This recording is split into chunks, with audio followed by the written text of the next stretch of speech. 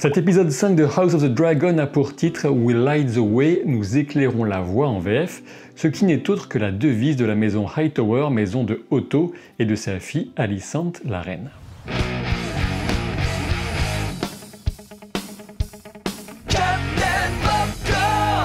Je vous rappelle que cette vidéo est destinée à celles et ceux parmi vous qui ont vu l'épisode et que les spoilers sur les livres et la suite n'arriveront que dans une seconde partie en fin de vidéo. Pour suivre House of the Dragon mais aussi profiter d'une multitude de bons contenus, ça se passe sur OCS qui propose notamment en ce moment le dernier film de la saga Ghostbusters, SOS Fantôme l'héritage, une belle surprise, vous trouverez un lien en description de la vidéo pour OCS. Un mariage qui se termine bien dans une chanson de glace et de feu, ce serait forcément louche, et celui de Rhaenyra Targaryen et Laenor Velaryon ne déroge pas à la règle. Sur cet épisode 5 qui s'inscrit parfaitement dans la continuité des événements du 4, on retrouve justement Claire Kilner à la réalisation, qui démontre encore une fois son talent pour exprimer à l'image les tensions. À la sensualité de l'épisode précédent succède le malaise et la violence prête à exploser dans celui-ci. Je suppose que les quelques spectateurs qui disaient s'être ennuyés sur l'épisode 4 auront à peu près le même ressenti sur le 5, à moins que la violence de la fin n'ait suffi à les sortir de leur léthargie. De mon côté, j'ai beaucoup apprécié la réalisation, les performances d'acteurs, certains choix d'adaptation et le développement de Criston Cole et Alicente. J'ai toutefois deux grosses réserves sur la crédibilité de la grande scène finale, mais je vais évidemment vous en parler en détail. Revenons toutefois à un autre mariage qui se finit mal, celui de Daemon Targaryen et Rhea Royce. La décision de nous présenter l'épouse de Daemon est brillante, de même que celle de faire de sa mort une interaction avec Daemon. Jusqu'à présent, Daemon affichait déjà une moralité très discutable, pour le moins, mais ici, toute la terrible noirceur du personnage s'exprime pleinement. Daemon était-il venu avec la claire intention de tuer Rhea? Un léger doute persiste car le cheval se cabre sans qu'on puisse affirmer que ce soit la volonté du prince. Ce qui est absolument certain, c'est qu'il décide d'abord de la laisser mourir sur place et ensuite de lui écraser la tête avec une pierre alors qu'elle lui envoie une dernière pique. C'est l'occasion justement de revenir sur l'épisode précédent. Certains avaient souligné en commentaire que face à la réaction de sa nièce Rhaenyra, qui prend les choses en main, Daemon a sans doute été pris de court et a perdu ses moyens sexuels. Et cela semble très juste, d'autant plus quand on se souvient de la première scène de Daemon avec Miss Arya et l'effet de la contrariété de Daemon sur ses performances. Quoi qu'il en soit, Rhea était de toute évidence quelqu'un de bien plus recommandable que Daemon et sa mort tragique est une tache indélébile sur la conscience du prince vaurien. Ceci dit, pas de conscience, pas de tâche. Le départ d'Otto Hightower nous offre une scène ambivalente de plus, l'homme est incapable de dire « je t'aime » à sa fille, pourtant son inquiétude pour elle est certainement sincère. Et oui, il l'a à la fois poussée dans le lit de Viserys, mais il ne veut pas la savoir en danger, cette contradiction existe bel et bien chez lui, il prédit la guerre en cas d'accession de Rhaenyra au trône et on sent que cette prédiction est en partie autoréalisatrice. Et oui, ce que je veux dire par là, c'est que c'est justement à cause d'hommes comme lui et de leur probable réaction qu'un risque de guerre pourrait exister, alors même que Viserys a clairement établi sa fille comme héritière et que les seigneurs lui ont juré allégeance. L'isolement d'Alicente s'exprime par sa retraite au bois sacré, un lieu dans lequel on l'a toujours vu en compagnie de Rhaenyra. Larys Fort profite de cela et son discours sur un étranger parmi les natifs se part de plusieurs significations. Déjà, la phrase coïncide avec un plan sur le Baral, cet arbre témoin d'une époque et d'une culture bien ancienne, celle des premiers hommes et même des enfants de la forêt. Ce bois sacré à Port-Réal est déjà en lui-même une sorte d'étrangeté, et évidemment le propos de Larys au sujet du buisson fleuri de Braavos porte en réalité sur l'isolement supposé de la reine elle-même. Sa proposition d'alliance est l'information de ce thé préparé par le maître Mélos et qui a été servi à Rhaenyra viennent fertiliser les graines d'une discorde qui ne demandait qu'à éclore. Pendant ce temps, le voyage du roi Viserys jusque l'île de Lamarck et la forteresse de Marée Haute en dit long sur la nécessité, à ses yeux, d'obtenir cette alliance avec la famille Velaryon. Et Corlys Velaryon a tellement bien compris ce rapport de force qu'il se permet même de ne pas recevoir le roi en personne, même s'il va évidemment ployer le genou pour désamorcer d'éventuels reproches. Tout est question de symboles subtils et on sent clairement le roi en position de demandeur. Durant la négociation, on a un plan de Rhaenys à côté du trône, c'est uniquement celui de la maison Velaryon certes, mais c'est un rappel visuel de sa propre accession ratée au trône de fer. Corlys pousse l'audace jusqu'à envisager que l'héritier de Rhaenyra se nomme Velaryon,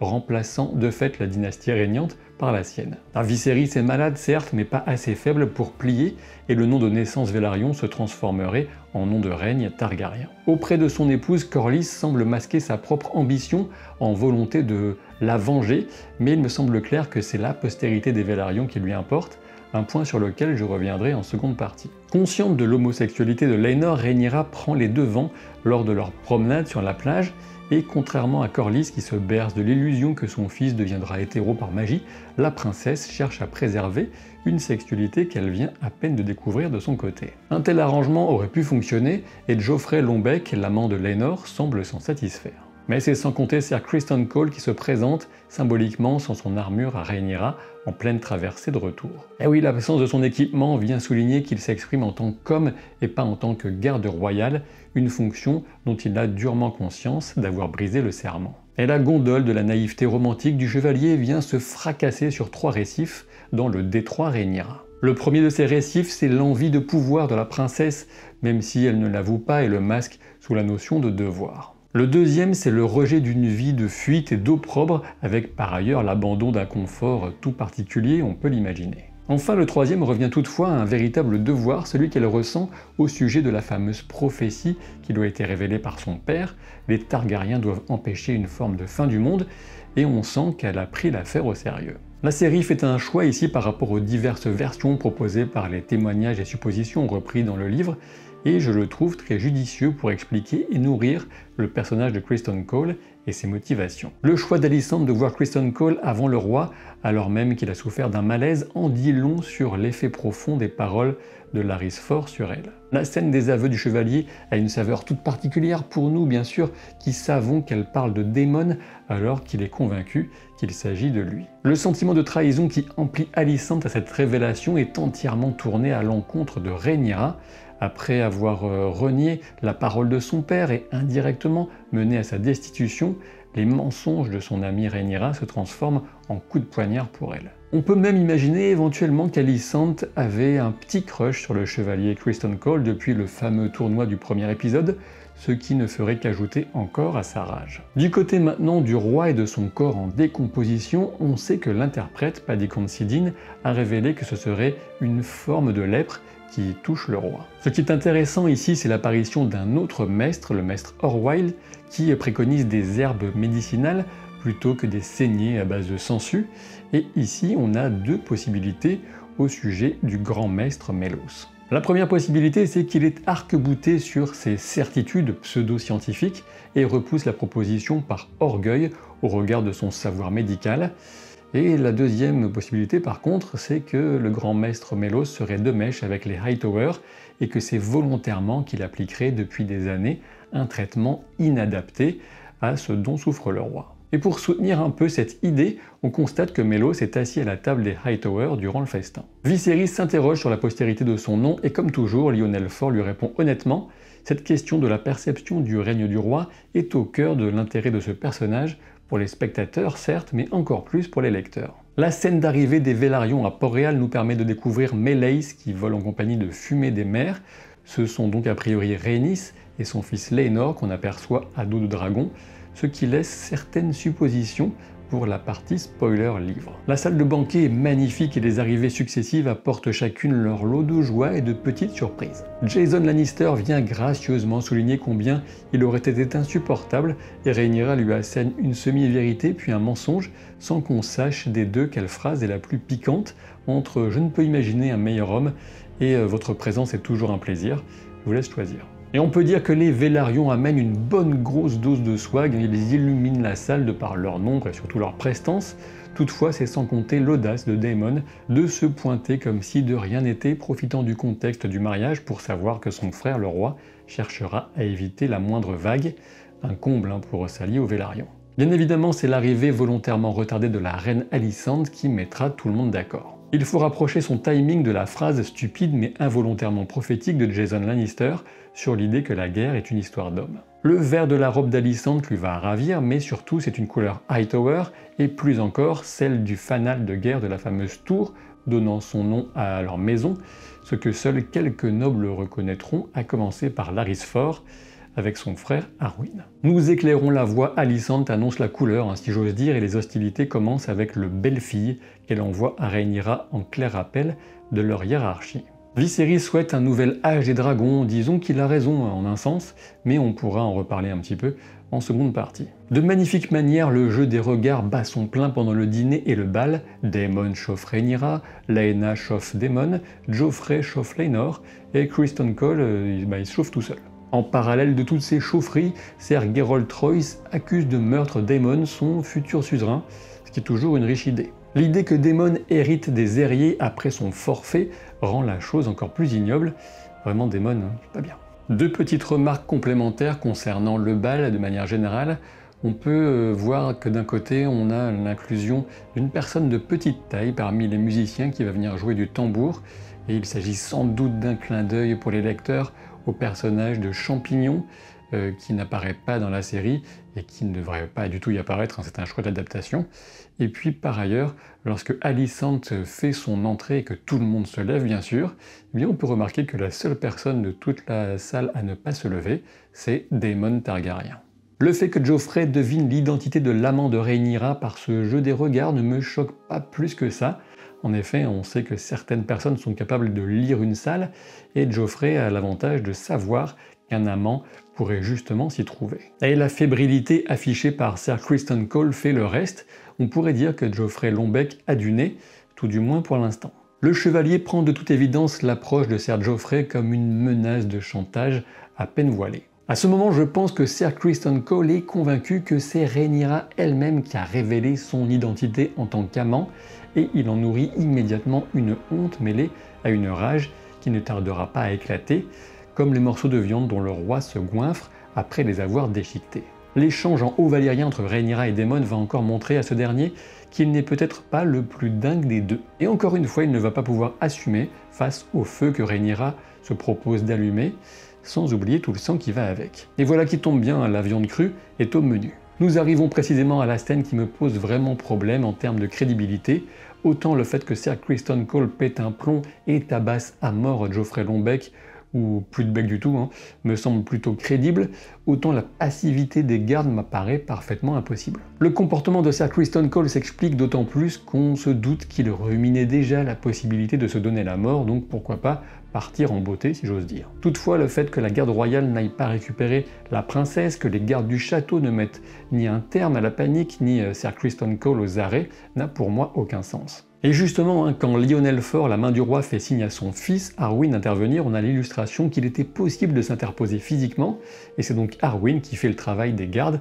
exprimant la force prodigieuse dont l'homme est capable. Et pour rappel, c'est lui qui jetait déjà un regard qui en disait long à Rhaenyra lorsqu'elle revenait tachée du sang du sanglier durant la partie de chasse, et c'est aussi à lui, alors capitaine des manteaux d'or, qu'elle s'était heurtée lors de son escapade nocturne. Concernant Criston Cole, le chevalier a tué Joffrey, un nom difficile à porter durant un mariage royal de toute évidence, face à de nombreux témoins, à commencer par Laenor Velaryon lui-même que Criston Cole a également frappé au visage. Il va de soi qu'il n'aurait pas pu sortir tranquillement avant l'intervention des gardes, sans une mise en scène un peu trop permissive du fait du scénario prévu à dérouler. Enfin, il faut un objet contondant ou une force vraiment surhumaine, comme celle de la montagne, pour tuer un homme de cette façon exacte, mais bon, ça c'est plus un détail et c'est pas grave. Le déroulement n'est pas le même dans les livres, mais j'y reviendrai. L'idée de mettre en parallèle le mariage et la scène d'Alicent et Criston Cole est, de mon point de vue, excellente.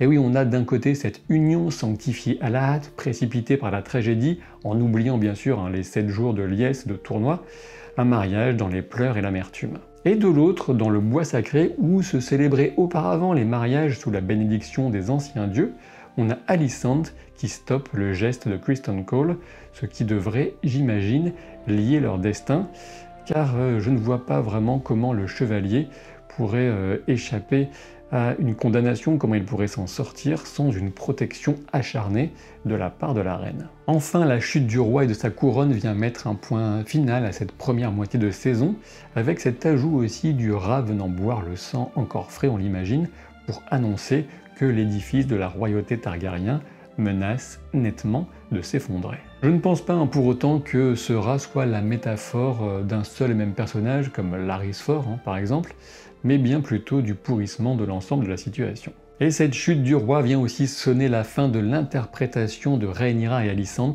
jeunes, par les excellentes Millie Alcock et Emily Carey. Alors avec un peu de chance, on les reverra peut-être en flashback, mais le saut dans le temps entre l'épisode 5 et 6 nous amènera à Emma Darcy et Olivia Cook pour Rhaenyra et Alicent. Il ne fait aucun doute que les jeunes actrices manqueront au public, et c'est toujours un pari très risqué pour une série que de procéder à un tel changement.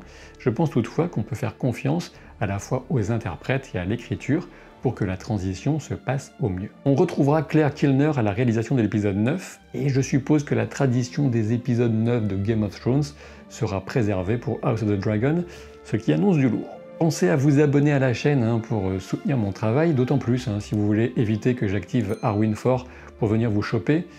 Bon, je me rends compte que ça pourrait plaire à certaines ou certains d'entre vous, mais tant pis, abonnez-vous quand même. Si vous êtes prêts, passons à la partie spoiler livre. Au sujet de la postérité des Velaryon, on sait qu'à l'avenir, c'est un nom qui va quasiment disparaître et une maison qui va terriblement péricliter, ce qui est d'autant plus ironique face à tous les efforts déployés par Corlys Velaryon. Eh oui, la vanité d'un homme et même ses succès ne peuvent rien face à l'usure du temps et aux aléas d'un avenir qui échappe totalement à son contrôle. Du côté des maîtres, l'arrivée d'Orwyle fait plaisir au lecteur bien sûr, sachant que son témoignage reste la principale source restituée par l'histoire fictive rapportée par Feu et Sang. Nul doute qu'il sera devenu grand maître dans le prochain épisode, mais je ne suis pas sûr en revanche que la série traitera de la complexité politique autour du choix du remplaçant de grand maître Mélos. Lorsque les Velaryon arrivent avec Meleys et Fumée des Mers, les lecteurs se demandent forcément où est Vhagar qui devrait être monté par Laena. Alors je suppose que les Velaryon pourraient garder cela secret pour l'instant, ou tout simplement que Laena n'a pas encore amadoué Vhagar, ce qui nous laisserait la chance d'assister à cette scène dans le prochain épisode. Étant donné l'évocation du plus grand dragon vivant par Laena jeune lors de sa promenade avec le roi, souvenez-vous, le lien devrait se faire assez naturellement pour les spectateurs un peu attentifs. Quand Viserys annonce son ambition de lancer un nouvel âge des dragons, on ne peut que tristement sourire quand on connaît la suite, face à l'ironie d'une telle formule, alors que la danse des dragons qui va venir va décimer la population de ces formidables bestioles, et c'est presque ce qu'il y a de plus triste dans tout ça. Au sujet d'Arwyn 4, je ne sais pas à quel point la série va le développer, mais j'imagine qu'il conservera son rôle d'amant de Rhaenyra. De toute évidence, la fameuse question des enfants de Rhaenyra et de leur couleur est trop importante pour s'en passer. Alors bien sûr, par rapport au livre, à la couleur des cheveux s'ajoutera la question de celle de leur peau avec les Velaryon, même si on sait justement que des métis peuvent être très clairs ou plutôt foncés de peau, c'est très variable, et ça permettra de conserver cette aura d'incertitude autour de la paternité des enfants de Rhaenyra. Et bien sûr, ça fonctionne d'autant plus que Laenor lui-même est déjà métis. Enfin, pour ce qui est de la mort de Joffrey Longbeck, Longmouth en VO dans les livres, c'est durant un tournoi que Criston Cole le tue d'un coup d'étoile du matin dans la tronche. Alors ça passe clairement mieux, franchement, un accident de tournoi, c'est beaucoup mieux qu'aller défoncer un mec devant 40 000 témoins. Et de ce point de vue, je pense que la série a poussé un peu trop loin pour que la suite reste crédible, mais attention, nous verrons bien comment le destin du chevalier sera traité, ce sera peut-être très bien, mais bon, pour le déroulement du meurtre, vous avez déjà mon opinion. Et encore une petite couche d'auto-promo, si vous êtes amateur de jeux de rôle, sachez que la suite de nos aventures en Terre du Milieu, c'est demain soir, mardi 20 septembre, sur ma chaîne Twitch à partir de 20h30, sachant que tous les replays sont déjà disponibles sur ma chaîne YouTube secondaire, Captain Jeux de Rôle. Tous les liens sont bien sûr en description, ainsi que le lien vers OCS, rappelez-vous. J'espère que cet épisode et la vidéo vous ont plu. N'hésitez pas à me dire en commentaire ce que vous en avez pensé, à laisser un pouce en l'air au passage, et je vous dis à très vite pour de nouvelles aventures, au plus tard vendredi de toute façon. Salut!